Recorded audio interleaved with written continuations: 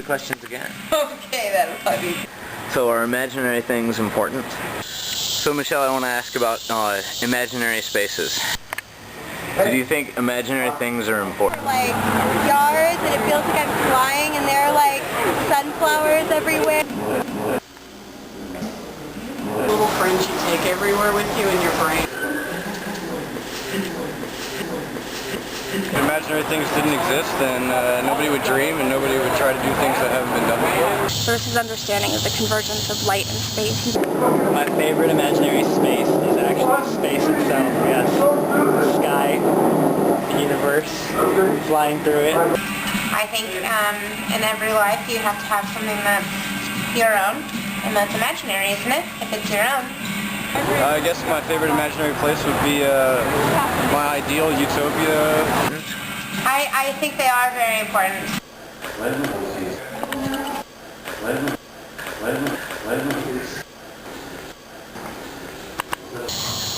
Well, I liked his work in particular, this theme of imaginary spaces, because it's a series of prints he did before he even started building the chambers for the Rodin crater, which is the extinct volcano in Arizona.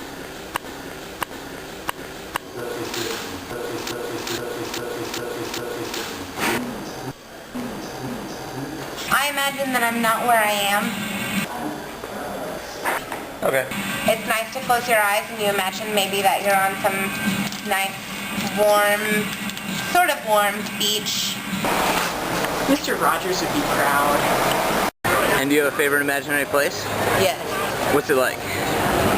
It's quiet, and it's outdoors, and I guess it could be anywhere that fits those two requirements. Obsessed by Roman antiquity. So we have this entire second edition of the prison series. So it's invented prisons. He's obsessed. They're fireflies, and it's like twilight.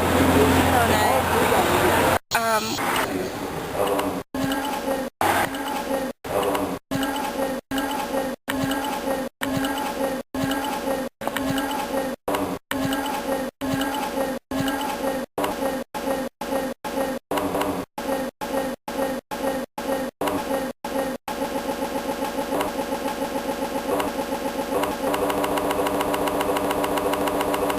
So, I mean, I guess that takes us back to the imaginary question.